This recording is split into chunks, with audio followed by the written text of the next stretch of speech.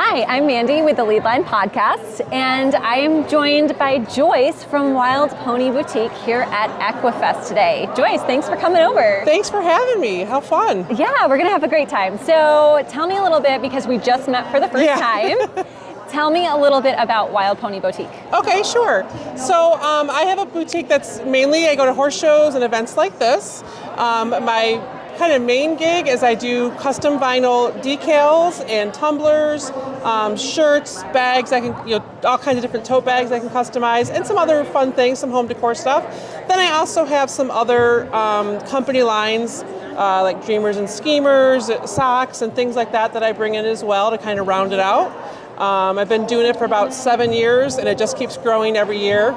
So yeah, we're based out of Ohio. Okay. But my husband and I are actually from this area, and we have family in the area still. So it kind of made sense to come up this weekend and check out the Equifest and do some family stuff at the same time.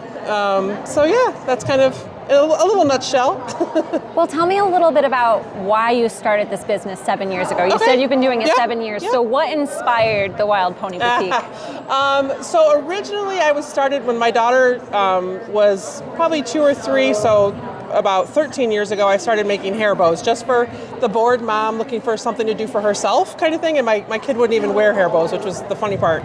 Then I grew up with horses, so then I started kind of making the horse show, like the Leadline hair bows and things like that, and then it just sort of morphed. And I got the cutting machine and just kind of went crazy, as my husband would sadly tell you, that it's taken over our lives to some extent. And it was also a way to stay involved with horses even when we didn't have horses anymore, but that's where, our family and our friends are at horse shows. We show Morgans or are involved in Morgans, and we didn't want to lose that completely. So my daughter showed a little bit, but it was still a way to be involved and be there. So, and I just have fun with it. So I kind of keep, like I said, I keep growing and keep adding things, and yeah. Well, you brought me a present, and I did not know you were bringing this over. I wish we'd opened this on camera, because I was like, oh. But you brought me this gift bag. Yeah.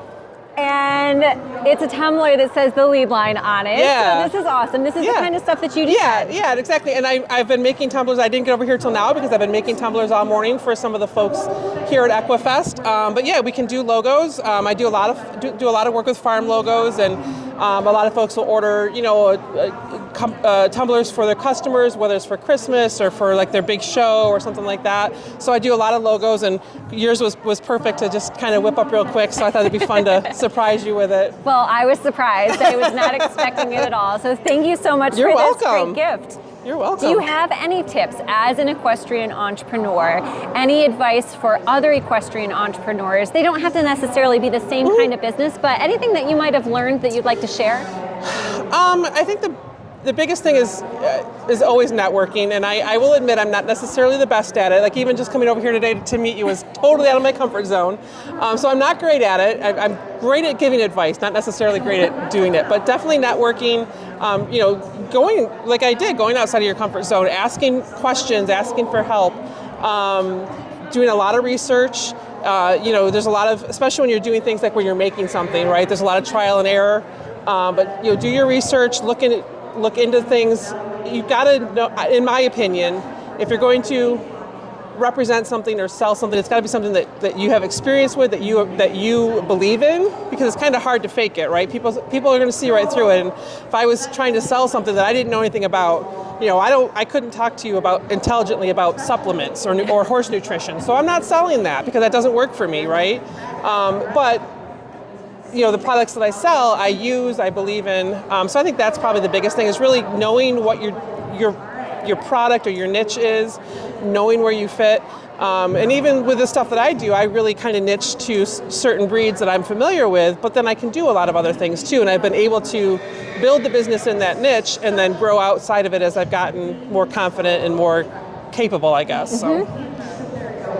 I think that's a tip that can be applied to any type of business.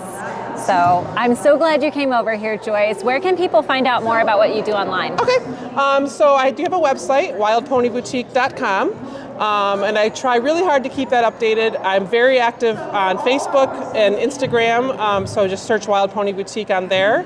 And you'll see me maybe at a few different shows. I'll be back here in Hamburg at the fairgrounds Memorial Day weekend for a Morgan show.